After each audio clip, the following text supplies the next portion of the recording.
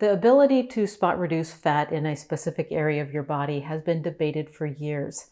In my last video, I shared a study that got results spot reducing abdominal fat through intense exercise. But what do you do if intense exercise is not a realistic option for you, or your stubborn fat area is elsewhere on your body? There is a procedure called liposuction that effectively spot reduces fat. I had an opportunity to sit down with a surgeon who specializes in liposuction and ask him about what goes into preparing for it, the procedure itself, the recovery process, and the cost. Here's what I learned. The prefix lipo means fat, so liposuction is literally the suctioning of fat from the body. It is done in different ways. The doctor I spoke with performed tumescent liposuction. With this method, a large volume of saline solution mixed with an anesthetic and epinephrine is injected into the target area. This solution helps numb the area, reduce bleeding, and swell the fat cells, making them easier to remove through suction. Tumescent liposuction is the most common technique due to its safety, effectiveness, and minimal recovery time. It is an outpatient procedure, and unlike traditional forms of liposuction, it does not require general anesthesia. However, it is still a surgical procedure carrying with it some risks. I would also add that body image is a consideration when cosmetic surgery is discussed. There are valid arguments on both sides of this issue that are important to reflect on, but far beyond the scope of this video. I hope you find this video unique and interesting. It is intended for informational purposes only. Because this is a surgery, there is a pre-op evaluation that includes a physical exam and possibly lab tests to ensure the patient is medically and physically suited for surgery. Since this is a cosmetic procedure, the patient is photographed to provide a before and after comparison. The patient will also be marked to make it clear which areas will be targeted. This is an important cost factor because liposuction is split into different areas, each with its own cost. So for example, the upper and lower abdomen and love handles may be considered separate targets, even though they are in the same general area of the body. Before the procedure, the surgeon will talk with the patient to ensure that expectations are realistic. One thing that was emphasized was that this is not intended to be a weight loss surgery. It is a contouring surgery. To qualify for the procedure, patients must be within 30% of a normal BMI and have maintained a stable weight for the past 6 to 12 months. The total amount of fat that can be removed with tumescent liposuction is about 2 to 4 liters, which is the equivalent of about 5 to 8 pounds. Now, granted, once fat cells are removed, they do not come back, so this is a permanent spot reduction treatment. However, the fat cells that remain in the area and the fatty tissue in surrounding areas continue to store fat.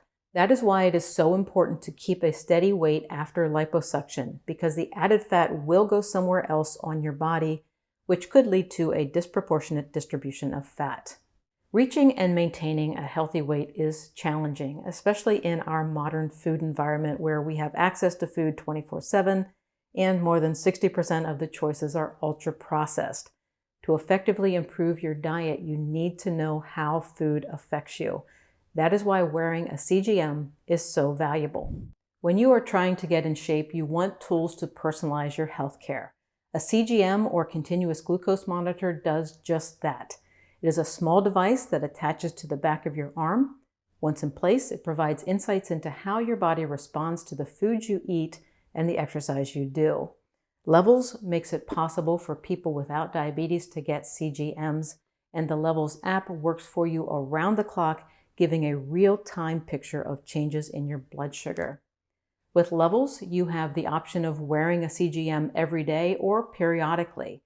That is what I do. I put one on for a couple of weeks at a time to ensure that my diet is dialed in, and I'm able to be precise thanks to their built-in macros tracking tool. When I eat something, I record it on my timeline by selecting it from recent foods, speaking a description into my phone, or simply scanning the barcode.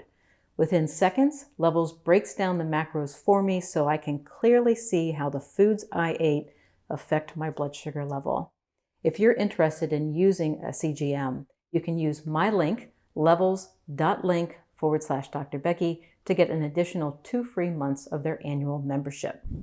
If at the conclusion of the pre-op visit, the surgeon validates the patient's suitability and addresses the patient's concerns, a surgery date is scheduled. With tumescent liposuction, the patient remains awake during the entire process, but may be given a calming medication.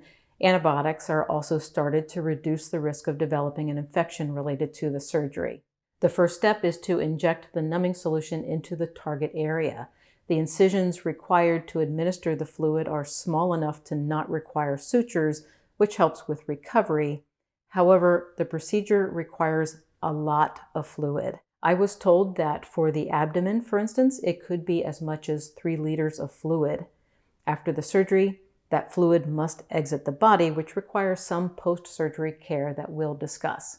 The actual removal of the fat is done using a cannula, which is a thin tube that is connected to a vacuum-like machine. The surgeon uses a back and forth movement to remove the fat, which is sucked through a tube into a sterile receptacle. The entire procedure takes about 3 to 4 hours. When the procedure is completed, the surgical team wraps the patient in tight compressive bandages and the patient is sent home to recover. As soon as the patient gets home, they are encouraged to walk, and most people can return to work within a few days. During those first few days, some pain, bruising, and swelling are expected. However, it is minimized due to the anesthetic solution used during the tumescent procedure. Now, if you remember, I mentioned that the injected solution must drain out of the body. That drainage continues for a few days after the surgery and could discolor clothing or furniture if it comes in contact with it. So it is a common recommendation to buy a plastic shower curtain liner to place on the bed for the first couple of nights. And to protect clothing, they recommend using maxi pads to cover the surgical holes that drain the fluid. After the first few days, the focus shifts to ensuring smooth results. Before the surgery, patients are measured and fitted for a compressive garment that must be worn for a few weeks. It is important that this garment does not have any creases or wrinkles because those issues can cause dimpling or asymmetry that may become permanent. This also applies to tight clothing, which should be avoided for weeks after the surgery. Most patients see results within a couple of weeks, but it can take 3 to 6 months to see the full benefits. So how much does this cost? The answer depends on the number of areas targeted.